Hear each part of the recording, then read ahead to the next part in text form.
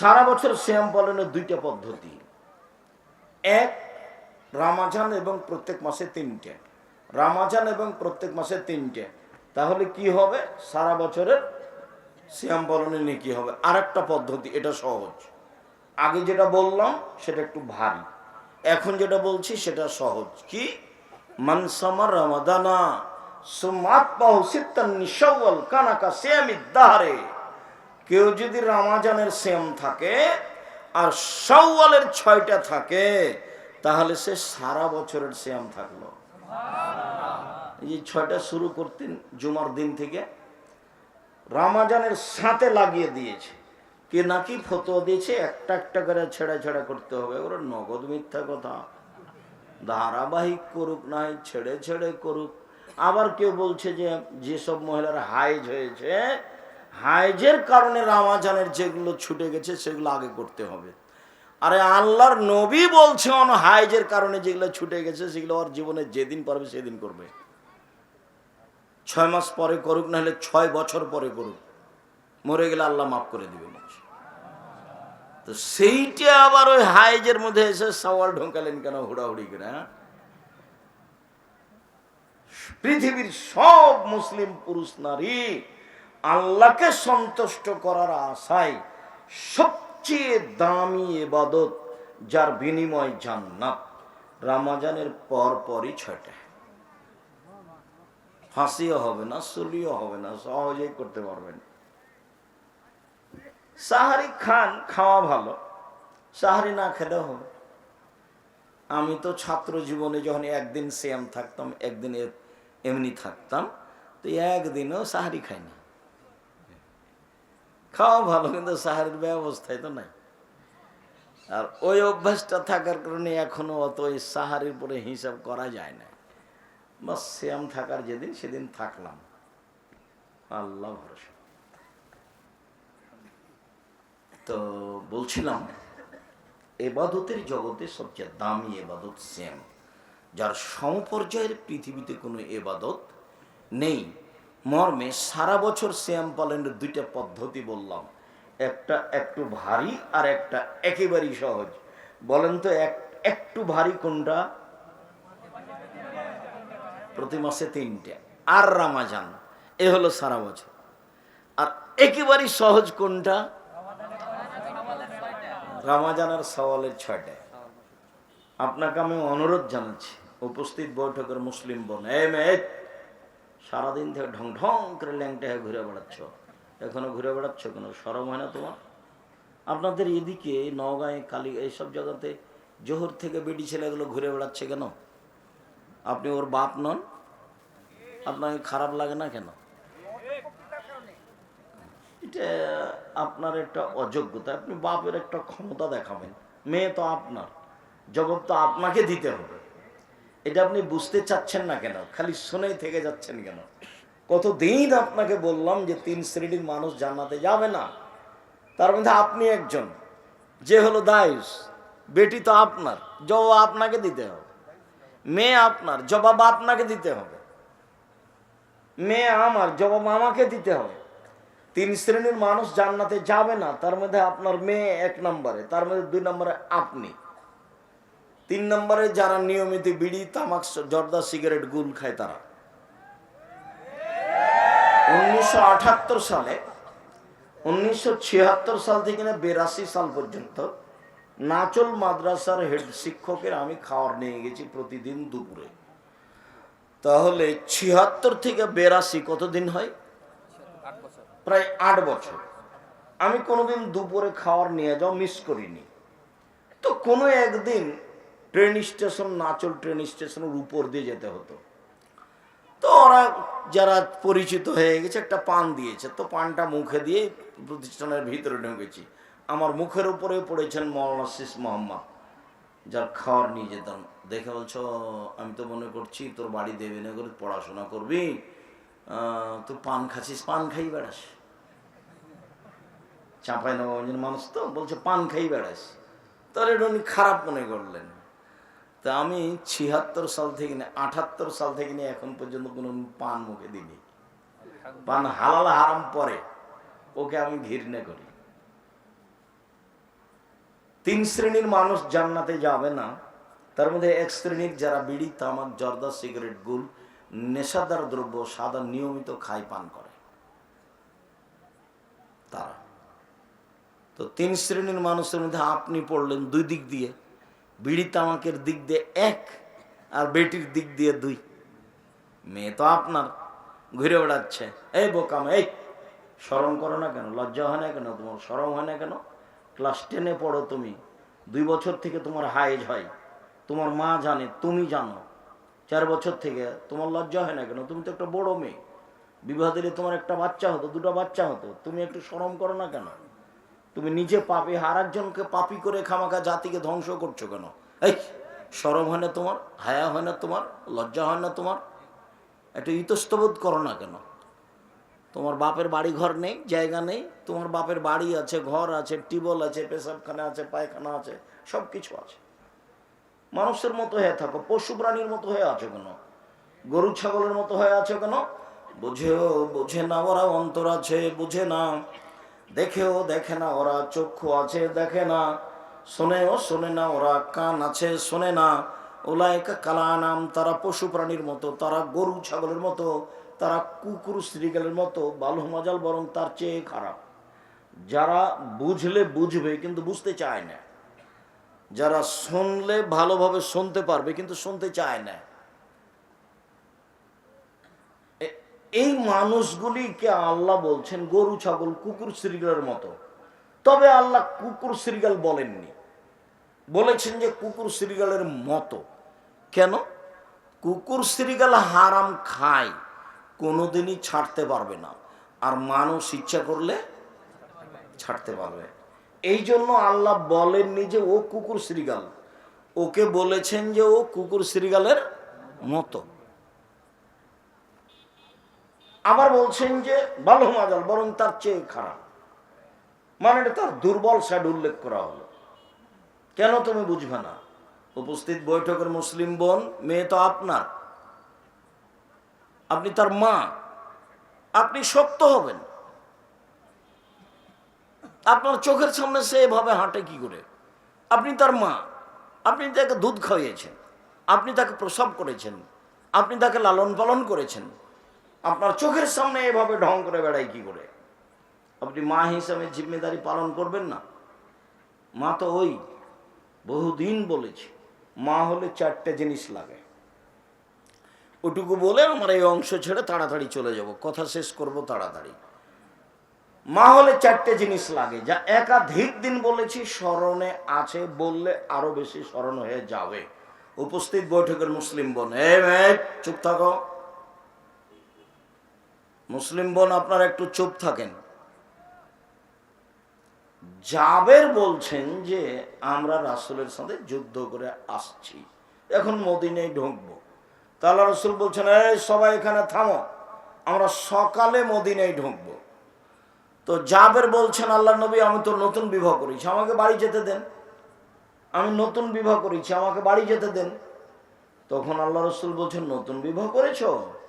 কুমারী মেয়ে বিবাহ করেছ না তালাক প্রাপ্ত মেয়ে বিবাহ করেছ? তা আল্লাহ নবী আমি তালাক প্রাপ্ত মেয়ে বিবাহ করেছি।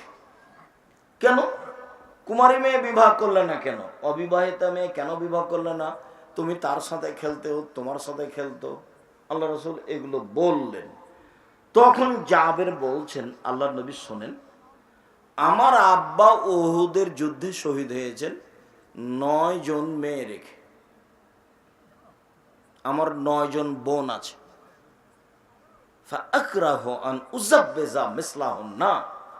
আমার বোনদের সমবয়সের কম বয়সের মেয়েকে বিবাহ করা আমি পছন্দ করিনি, 4টা কারণে। আল্লাহ নবী শোনেন, আমি কেন তালাক প্রাপ্ত মেয়ে বিবাহ করলাম সেটা আমি একটু বলি। হ্যাঁ বলো। আমার আব্বা উহুদের যুদ্ধে শহীদ হয়েছেন কয়টা মেয়ে রেখে? 9টে। আমার 9 জন বোন আছে, আমার বোনদের সমবয়সের কম বয়সের মেয়েকে আমি বিবাহ করা পছন্দ করিনি, 4টা কারণে।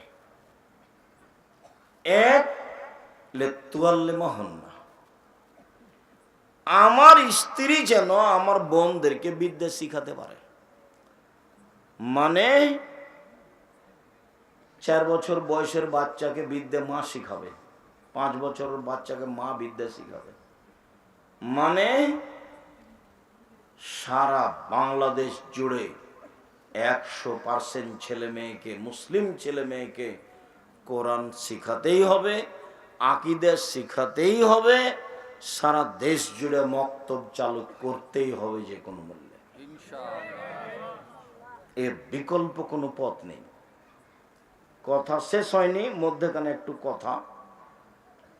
আমি বাসা থেকে বের হয়ে মসজিদে যাই, ডাঙ্গিপাড়ায়, রাজশাহীতে। তো গাড়ির গায়ে লেখা আছে আদ-দাওয়া আল্লাহ। কোনোদিন দেখিনি, হঠাৎ করে দেখছি গাড়ির গায়ে লেখা আছে আদ-দাওয়া আল্লাহ। তো কয়দিন আসি যাই, কয়দিন আসি যাই আসলাম। আর আমিও পৃথিবীর বিভিন্ন দেশ ঘুরলাম। তাতে আমি দেখলাম যে ইহুদি খ্রিস্টান বিদ্যার বুদ্ধি বেচে খায়। ইহুদি খ্রিস্টান কি বেচে খায়? বিদ্যার বুদ্ধি বেচে খায়। তাই তো পদ্মা সেতুতে ওরা হলো ইঞ্জিনিয়ার আর আমরা হলাম কামলা। ওরা হলো ইঞ্জিনিয়ার আর আমরা হলাম কামলা। তো ওরা যে কৌশল করে বিদ্যার বুদ্ধি বেচে খায়, ওদের হাত থেকে বাঁচতে হলে সূচনায় যায় আগে। অন্তত আকীদা কি জিনিস এটা বুঝি, ওকে ঘৃণা করতে শিখি, আর জিনিসপাতিকে ঘৃণা করতে শিখি। আর আমি আমারটা পড়তে শিখি কোরআন মাজিদ। আমাকে কোরআন মাজিদ পড়তে শিখতেই হবে, আর আমাকে আকীদা দিয়ে তাকে জানতেই হবে। এই জন্য আমি পৃথিবীর বিভিন্ন দেশ ঘুরে বই পুস্তক লিখে সিলেবাস তৈরি করেছি এবং সারা বাংলাদেশের প্রত্যেকটা গ্রামে গ্রামে যাব ইনশাল্লাহ। এই মর্মে ইতিমধ্যে আমি উত্তরবঙ্গে প্রায় 350 মসজিদ, এরকমই কিছু মসজিদ সফর করেছি এবং এসব মসজিদে মক্তব চালু হয়েছে। মক্তবের ইমামদের প্রশিক্ষণ শুরু হয়েছে। তারা নিয়মিত রাজশাহীতে আসবে, ফ্রি যাবে, ফ্রি বই পুস্তক দিব, তারা এখানে ফ্রি খাবে। মক্তব চালু করব, দেশ জুড়ে করব ইনশাআল্লাহ। তো আমি বললাম, আব্বু তোমার তো পদক্ষেপ খুব পছন্দনীয়, আলহামদুলিল্লাহ, জাযাকুমুল্লাহ খায়র। তুমি পদক্ষেপ শক্তভাবে গ্রহণ করো, আল্লাহ সাহায্য করবেন ইনশাআল্লাহ। সেই সুবাদেরই আজকেও প্রোগ্রাম সম্মত আদ-দাওয়া আল্লাহর পক্ষ থেকে। যেহেতু আদ-দাওয়া আল্লাহর পক্ষ থেকে আমিও এক সাথ দিয়ে একমত হয়ে আমি তাদের আদ-দাওয়া আল্লাহর প্রত্যেকটা কাজে আমি পরামর্শ দিতে বা তাদেরকে সহযোগিতা করতে বা তাদের সাথ দিতে আমি প্রস্তুত আছি ইনশাআল্লাহ। তার মধ্যে প্রোগ্রাম 1 নাম্বার।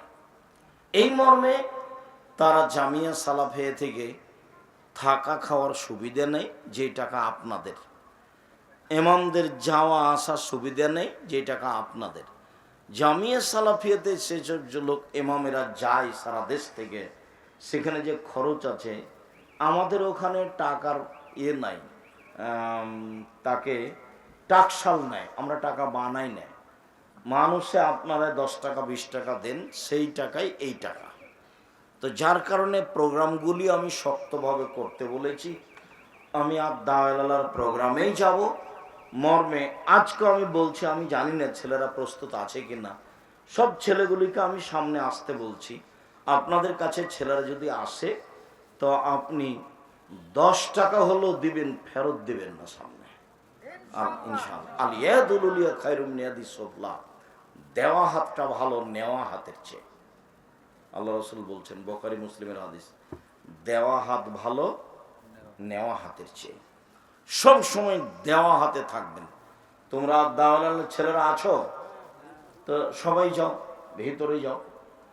আপনাদের সামনে যাবে 2-1 মিনিট 2-4 মিনিট। আমি কথার মধ্যে আছি, যেটা কথা বলতে চেয়েছি সেটা বলবো। আমি একটা কথার মধ্যে আছি।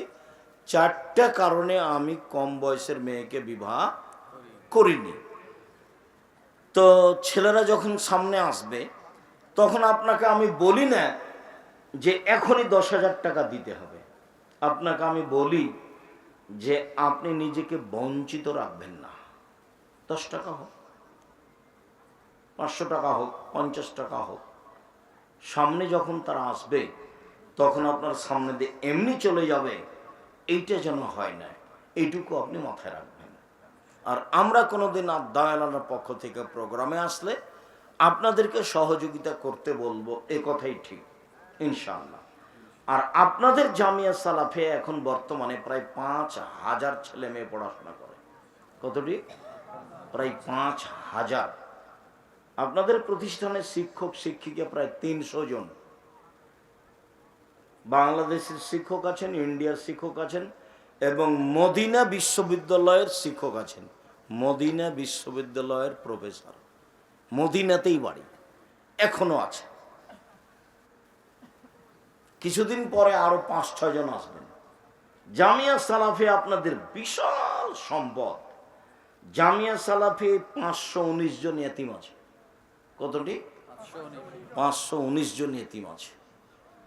জামিয়া সালাফে, যেটা আপনাদের বাড়ির পাশে রাজশাহীতে, এটা 30 বিঘা জমির উপরে অবস্থান করে। এখানে একটা মসজিদ আছে যার একতলাতে 3000 মানুষ সালাত আদায় করতে পারে, 90% জমির উপরে। আর আপনাদের যেটা জামিয়া সালাফে রূপগঞ্জ, নারায়ণগঞ্জ, ঢাকা, এটা 51 বিঘা জমির উপরে পূর্বাচলে। সেখানে একটা মসজিদ তৈরি শুরু হয়েছে, যে মসজিদের একতলাতে 10,000 মানুষ সালাত আদায় করতে পারবে। 2 একর জমির উপরে, 200 শতক জমির উপরে। ওই জমিটার এক মাথা থেকে এক মাথায় যেতে 1 কিলোমিটার হয়। 1 কিলোমিটার। এটা আপনাদের জামিয়া সালাফিয়া রূপগঞ্জ, নারায়ণগঞ্জ, ঢাকা, জামিয়া সালাফিয়া বরিশাল, জামিয়া সালাফিয়া দিনাজপুর, এগুলো চলমান। জামিয়া সালাফিয়া চট্টগ্রাম আরম্ভ হবে ইনশাল্লাহ কিছুদিনের মধ্যেই। সম্মানিত দিনী ভাই বোন, এটা আপনাদের প্রতিষ্ঠান, আপনাদের প্রতিষ্ঠানে আপনারাই খরচ করেন। শিক্ষকদের বেতন লাগে প্রতি মাসে 32 লক্ষ। প্রতি মাসে কত বেতন লাগে? 32 লক্ষ। রমজানে লাগে 48 লক্ষ, আর কুরবানিতে লাগে 48 লক্ষ। কিভাবে হয় তা আমি বলতে পারবো না, তবে আমি দেখতে পাচ্ছি যে হচ্ছে। আমার মনে বড় সাধ, এই দেশের মাটিতে আমি উন্নত মানের প্রতিষ্ঠান গড়বই ইনশাল্লাহ। যেখানে ছেলে মেয়ে বাংলা, ইংরেজি, আরবি উন্নত মানের শিক্ষা অর্জন করে জাতির অন্যায়ের বিরুদ্ধে লড়বে, মুখে কলমে মিডিয়ায় লড়বে ইনশাল্লাহ।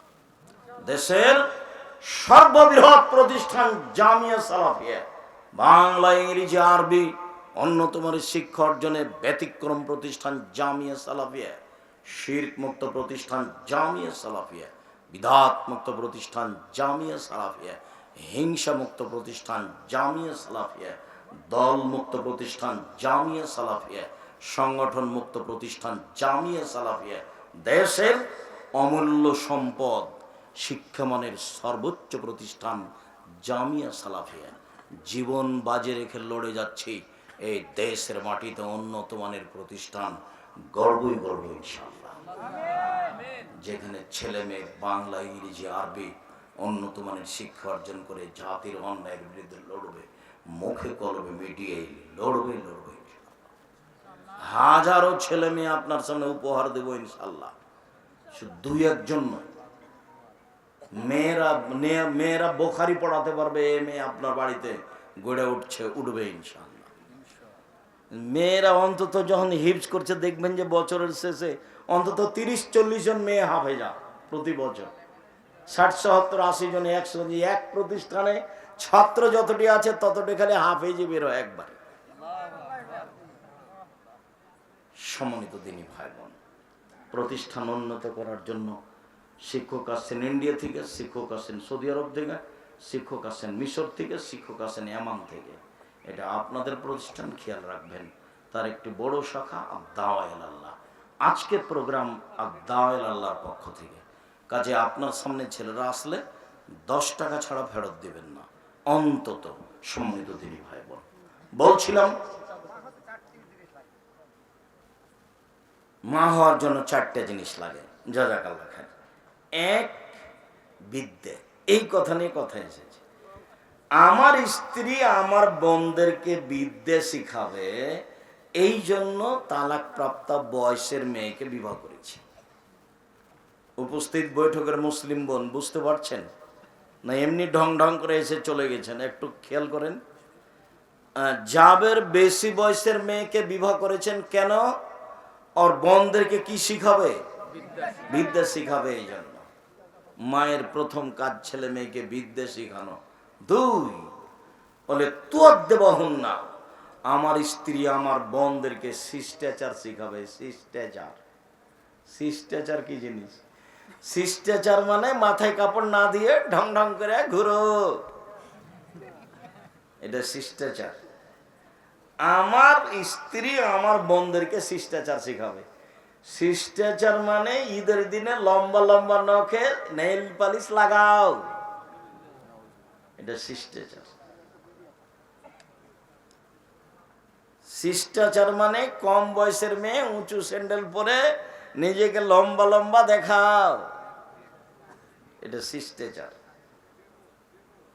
শিষ্টাচার মানে বাম হাতে পানি খাও, এটা শিষ্টাচার। শিষ্টাচার মানে মানুষকে কোনো কিছু দিলে থ্যাংক ইউ বলো, এটা শিষ্টাচার। শিষ্টাচার কি জিনিস? শিষ্টাচার কি জিনিস? ইসলাম ধর্মে প্রত্যেকটা জিনিসই শিষ্টাচার। আপনার সামনে আমি যে কথা বলবো এর শিষ্টাচার আছে কি? এর শিষ্টাচার হলো আসসালামু আলাইকুম। আমার কথা কি দিয়ে শুরু হবে? আসসালামু আলাইকুম। এর দাম আছে। এই ধর্মের নাম ইসলাম। আমি মুসলিম, কিন্তু আমার ধর্মকে আমি চিনি না, যার কারণে আমি কিছু বুঝতে পারি না। আমার ধর্মের নাম ইসলাম আর আমার নাম মুসলিম। আমার ধর্মের নাম কি? ইসলাম আর আমার নাম মুসলিম। হিন্দু মেয়েদের হাতে শর্ত ইয়া থাকে, কি থাকে? শাখা থাকে। তার মানে ও জানে যে আমি হিন্দু মেয়ে। বিবাহ হয়ে গেলে স্মৃতিতে কি থাকে? সিঁদুর থাকে। জানে যে আমি হিন্দু মেয়ে, এইটা দিয়ে তাকে পরিচয় দিতে হবে। কিন্তু আমি যে মুসলিম, আমার কোনো পরিচয় লাগে না। পরিচয় লাগে। দেখা হলে সালাম দিতে হবে, হাসি মুখে কথা বলতে হবে, মেহমান আসলে খেতে দিতে হবে, মানুষের সুবিধা অসুবিধা জানতে হবে। এগুলো শিষ্টাচার। আপনি আমার প্রতিষ্ঠানে গেলেন, আব্দুল রাজ্জাক সাহেব কত বলেন দেখি তো। ঢুকলাম, একটা ছেলেকে বললাম এই ছেলে শোনো, এই ছেলে শোনো। আরে ছেলে আমার দিকে তাকিয়ে চলে গেল, কিছু বললো না আমাকে। অবাক কথা, কি শিষ্টাচার আছে? এ দেখেন শিষ্টাচার। আমাকে বলবে না যে জি হ্যাঁ কি বলছেন বলেন, কোথা থেকে এসছেন আপনি? আমি নওগাঁ বড় কালিকাপুর থেকে এসেছি। কি চান? আব্দুল রাজ্জাক সাহেবের সাথে কথা বলার জন্য এসেছি। ও আচ্ছা আচ্ছা, চলেন ওইখানে আছেন উনি, চলেন আপনাকে আমি রেখে আসি। আন্নালো ওখানে আছেন। তাহলে ছেলেটার কি বুঝবো আমরা? শিষ্টাচার। আমি বলতে থাকলাম, হাঁটতে থাকলো, দামই দিল না, এটা শিষ্টাচার। আর নির্বাচনে নেমেছে, মিছিল রাস্তাতে বের করছে, আপনার গাড়ি যদি সামনে পড়ে আর যদি একটু আপনার দিকে ওর দিকে চেপে যান, আপনাকে চোখ দেখায় কেমন? এটা কি শিষ্টাচার? অমুকের চরিত্র ফুলের মতো পবিত্র। বোকা ছেলে, তোমার একটু ইতস্তবোধ হয় না? তুমি পড়াশোনা করেছো বলে তোমার মাথা দেখি সবই পায়খানা আছে। তুমি একটু কল্যাণ বুঝো না? তোমার কোনো হিতাহিত জ্ঞান নেই। কিসের পড়াশোনা করেছো তুমি? তুমি তো কামলা হবে। তুমি তো আব্দুল্লাহর বক্তব্য এই জন্য আমিও শুনি। তোমাকে নিয়ে তার কত কথা, তুমি নিজেকেই চিনো না। না তোমার সততা আছে, না তোমার সত্যতা আছে। কি দিবা তুমি জাতিকে? কি দিতে বড় হয়েছে? সবাই বলছে যে বড় কালিকাপুরের ওই ছেলেটা বড় ডাক্তার। কি হয়েছে? লন্ডন থেকে পড়ে এসেছে, খুব বড় ডাক্তার। কোথায় ডাক্তারি করে? পিজি হাসপাতালে। কত বেতন? 3 লক্ষ টাকা বেতন। কি ঘটনা? সেদিন কালিকাপুরে আসলো, গাড়ি থেকে নামলো, দেখলাম প্যান্টটা টাকনোর নিচে আছে, দাড়ি চাঁচা আছে, গলায় টাই আছে, হাতে সিগারেট আছে। এইভাবে নামলো গাড়ি থেকে। একটু পরে দেখলাম বৌমা গাড়ি থেকে নামলো, তার স্ত্রী, হালকা হালকা গায়ে কাপড় আছে, একটু পরে দেখলাম নাতনি সে লোকের মেয়েটা গাড়ি থেকে নামলো, গায়ে তেমন কোনো কাপড় নেই। দেখি কিছুক্ষণ পরে গাড়ির পিছন দিকে কুকুর আছে। এই বড় শিক্ষিত হলো। আবার ঘটনা কি শুনেছেন, সাধারণ মানুষকে 4-5টা দেয়, পরীক্ষা দেয়, টেস্ট দেয়। তারপরে আবার যখন ওই প্রেসক্রিপশন লিখে তখন ও জানে যে অন্য কোম্পানির ওষুধ এর চেয়ে ভালো, কিন্তু যে কোম্পানি তাকে টাকা দিয়েছে তারই ওষুধ লিখে। তো ওর গায়ে থুথু দিবেন এরকম হকও রাখে না। ও যে ওর গায়ে যে থুথু আপনি দিবেন এই হকও রাখে না। ও একটা মানে ঘৃণিত পশু প্রাণী, ও একটা ঘৃণিত পশু প্রাণী। তাকে মানুষ করেছেন কেন? সততা শিখিয়ে ছেলে মেয়েকে মানুষ করেন। আমি তোমার বাপ বলছি, আমি আমার বাপের জমির অর্থ সম্পদ দিয়ে তোমাকে পড়িয়েছি, জাতির জন্য তুমি কুরবান হয়ে যাবা। জাতির জন্য তুমি কি হবা? কুরবান হয়ে যাবা। অসহায় মানুষের পাশে থাকবা, আমার ওসিয়ত তুমি মানবা চিরদিন। টাকা তোমার পিছনে দৌড়াবে, অসহায় মানুষ যেখানে আছে সেখানে তুমি যাবা। অসহায় মানুষকে খোঁজ নিবা, ফ্রি কাজ করে দিবা, তোমার বেতন তো আছে। ওর স্বভাব তো এটা হওয়া উচিত। বাপের কি বলার দরকার? এত লেখাপড়া করেছে এইটুকু তো বলবে সেজন্য, না কি বলছেন আপনারা? তাই নয়? তার মানে তো বুঝলাম যে ও শিক্ষা অর্জন করেছে, শিষ্টাচার শিখেছে। আরে শোনা যাচ্ছে যে 4টা মেয়ে আছে তার দেখাশোনা করার জন্য, কাজের জন্য। ওরা কি বলে যারা সহযোগিতা করে? আরে না না, ওই যে ওষুধের যে করে সিরিয়াল দেয়, সবটি মেয়ে মানুষ, সবটি বেটি ছেলে।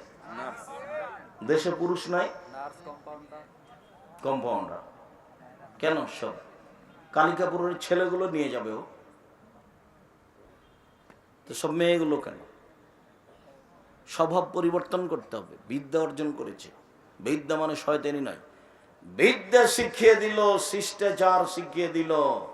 3, আমার স্ত্রী যেন আমার বোনদের মাথার চুল চিরুনি করে দেয়, সাজগোজ করে রাখে। 4, আমার বোনদের উপরে পাহারা দিতে হবে। আমার স্ত্রী আমার বোনদের জন্য পাহারাদার। উপস্থিত বৈঠকের মুসলিম বোন, আপনি আপনার মেয়েটার পাহারাদার। আপনি কি পাহারা দিয়েছেন মেয়েটার? এই যে আপনার পাশে বসে আছে, দেখেন দেখেন দেখেন তো, ওই যে মেয়েটা আপনার মাথায় কাপড় নেই, আপনার পাশে আছে। নখগুলো দেখেন বড় বড় আছে, দেখেন কপালে টিপ দেওয়া আছে। টিপ তো হিন্দুদের জিনিস, ওটা আপনারই মেয়ে। দেখলেন কি? দেখলেন? হ্যাঁ আব্দুল রাজিক সাহেব দেখলাম, দুঃখিত। তো ঠিক আছে, আপনার দুঃখিত বলে শেষ হবে না, আপনাকে সংশোধন করতে হবে।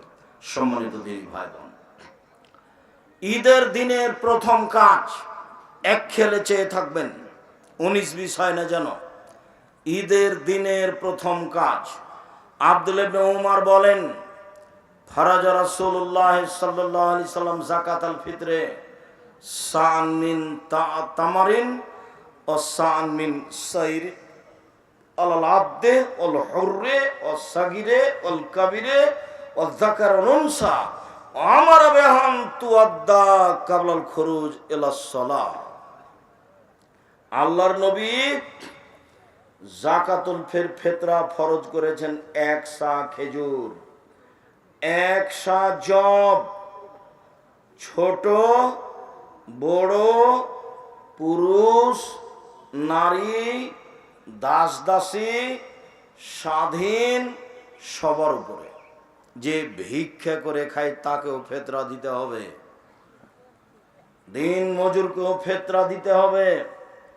যে ভিক্ষা করে খায় তাকে আগে ভিক্ষা করে রেডি করতে হবে ফিতরা, নইলে গ্রামবাসী তার ফিতরাটা দিয়ে দিবে। পাল্টা ফকিরকে দেওয়ার সমাধে বেশি করে দিতে হবে, সবাকেই দিতে হবে ফিতরা। ঈদের মাঠে যাওয়ার পূর্বে ফিতরা বের করতে হবে। এই স্বভাব আগে আপনার বাপ মা দাদা দাদির ছিল। ওরা ঈদের মাঠে যাওয়ার আগে কি করত? ফিতরা বের করে ঈদের মাঠে যেত। এটাই সুন্নাত, এটাই মূল কথা। যে ঈদের দিন প্রথম কি কাজ? ফিতরা বের করা। আব্দুর রাজ্জাক সাহেব, আমরা তো 15 রমজান থেকে ফেতরা বের করি। ওই জন্যই তো কথা আজকে অতিরিক্ত 29 বা 30 রমজানে ফেতরা বের করা যায় আব্দুল্লাহ ইবনে উমরের বর্ণনায়। ঈদের দিনের 1 নাম্বার কাজ সকালে উঠে ফেতরা বের করতে হবে। আরেকটা হাদিস বলি এইখানে, খুব খেয়াল করে থাকবেন, আমার দিকে চেয়ে থাকবেন। আর ছেলেরা আপনাদের সামনে আসলে 10টা টাকা ছাড়াও ফেরত দেবেন। হোক 10টা টাকা, 50 টাকা হোক, 500 টাকা হোক, 100 টাকা হোক, দানে টাকা বাড়ে কমে না। অনেক হাদিস। দানে কবরের শাস্তি বন্ধ হয়ে যায়, দানে বাপ মায়ের পাপ মিটে যায়। ও খুব পাওয়ারফুল জিনিস, খুব শক্তিশালী জিনিস দান। দানটার একটা পরিবেশ হয়েছে, যখনই কোনো মানুষ দানের কথা বলে তখন আমাদের অন্তরে একটা ধাক্কা খায়, ও আর প্রয়োজনে চাচ্ছে, কি যে করবে, ওর প্রয়োজনে চাচ্ছে। এই জিনিসটা আমাদেরকে ঘালি করে দেয়। আমরা যদি আলেম ওলামা যদি মানুষকে বুঝাতে পারতাম যে আপনি এদিকে আসেন না ওইদিকে থাকেন, যে দান হলো একটা দান, ইবাদত, আপনি এদিকে আসেন না, কোন দিকে, কি যে করবে, ওর প্রয়োজন আছে সেই জন্য চাচ্ছে, তাহলে আপনাকে শয়তান কি করে দিবে, দুর্বল করে দিবে।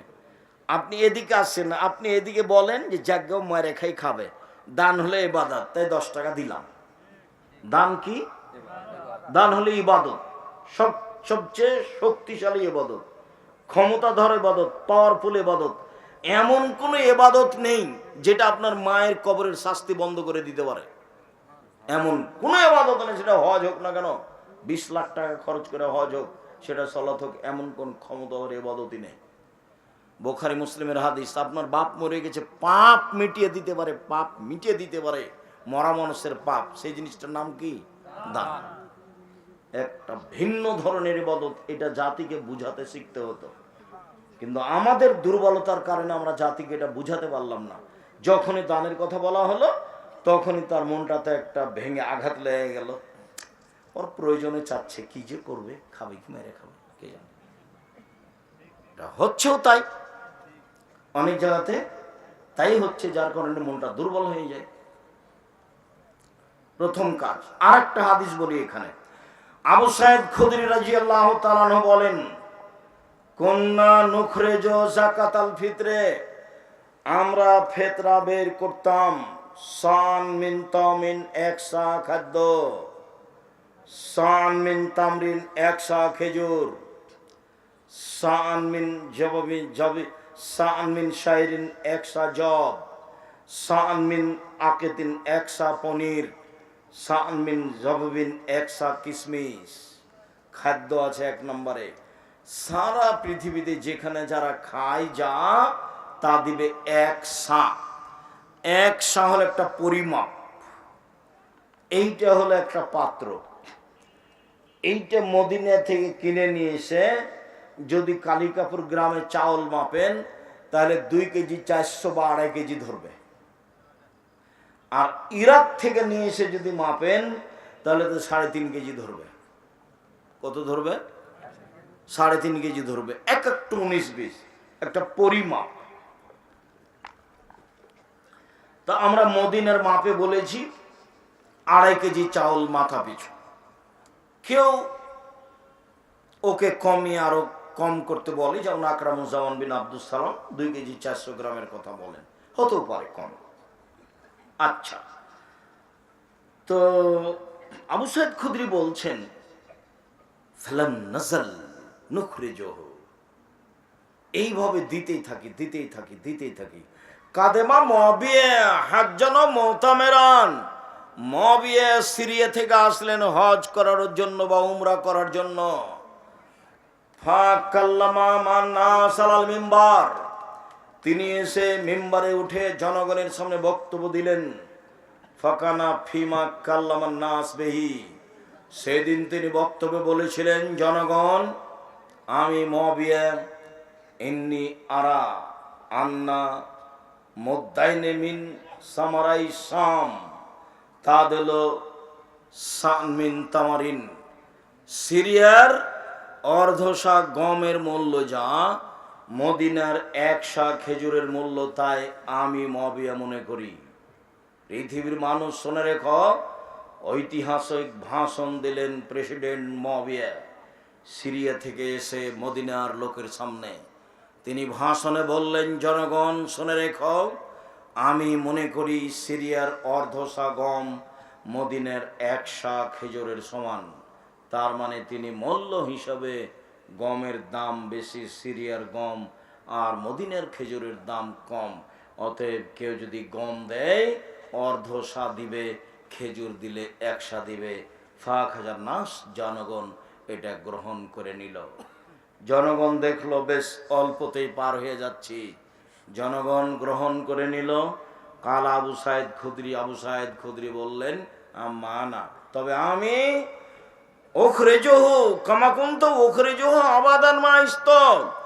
আমি আবু সাইদ খুদরি হায়াতে যতদিন বেঁচে থাকবো ততদিন রাসূলের নিয়ম পরিবর্তন করিব না। আমি এক সাই দিব, গম দিলে এক সা, জব দিলে এক সা, চাউল দিলে এক সা, আটা দিলে এক সা, পনির দিলে এক সা, পৃথিবীর যে কোনো খাদ্য বের করলে আমি এক সাই দিব, তার 19-20 করব না যতদিন আমি হায়াতে বেঁচে আছি। বিশিষ্ট সাহাবী আবু সাইদ খুদরি রাদিয়াল্লাহু তাআলা ঐতিহাসিক তার ভাষণে বললেন। তিনি এক পর্যায়ে তাকে যখন বলা হলো, কালা রাজুলুন মিনাল কওম মুদ্দাইন মিন কমহিন, কেন মুয়াবিয়ার বক্তব্য চলবে না? গম অর্ধশা হলে হবে না কেন? মুয়াবিয়ার বক্তব্য চলবে না? অর্ধশা গম হলে হবে না? তখন তিনি বলছেন, আরে তিলকা কিমাত মুয়াবিয়া, এটা তো হলো মুয়াবিয়ার মূল্য হিসাব। বলছেন, আরে এটা তো হলো মুয়াবিয়ার মূল্য হিসাব, লাখ বালোহা ওয়ালাম আলোহা, কিয়ামত পর্যন্ত তার কথা গ্রহণ করব না এবং কোনোদিন মানব না। দেশের প্রেসিডেন্ট সিরিয়ার মুয়াবিয়া রাসূলের হাদিসের বিপরীত বুঝেছেন আবু সাইদ খুদরি, যার কারণে তার সামনে উল্টিয়ে দিলেন আবু সাইদ খুদরি, বিশিষ্ট সাহাবী। আমি আব্দুর রাজ্জাক বিন ইউসুফ জাতিকে বলে যাচ্ছি, জাতির উদ্দেশ্যে রাসূল সাল্লাল্লাহু আলাইহি ওয়াসাল্লামের কথা বলে যাচ্ছি, যতদিন দেহে শ্বাস থাকবে ততদিন এক সাই ফেতরা বের করবেন ইনশাআল্লাহ। ভবিষ্যতে কোনোদিন মূল্য বের করবেন না। সারা পৃথিবীর মানুষ যদি মূল্য দেয় তবু আপনি একাই দিবেন ফেতরা শস্য। কাবা ঘর, মক্কা, মদিনা, সৌদি আরব, কুয়েত, কাতার, বাহরাইন, সারা পৃথিবীর মানুষ যদি টাকা দেয় তবু আপনি শস্য দিবেন। আমি আব্দুর রাজ্জাক বিন ইউসুফ বলছি, আমার দেহে শ্বাস থাকাকালীন আমি এক সা ফেতরা এই দিব। সারা দুনিয়ার মানুষ যদি টাকা দেয় তবু টাকা দিয়ে ফেতরা আদায় হবে না। আমি বলেছিলাম কাবা ঘর কেন, সারা পৃথিবীর মানুষ যদি মাস্ক পরে করোনা থেকে বাঁচার জন্য, আমি আব্দুর রাজ্জাক বিন ইউসুফ করোনা থেকে বাঁচার জন্য মাস্ক ব্যবহার করব না।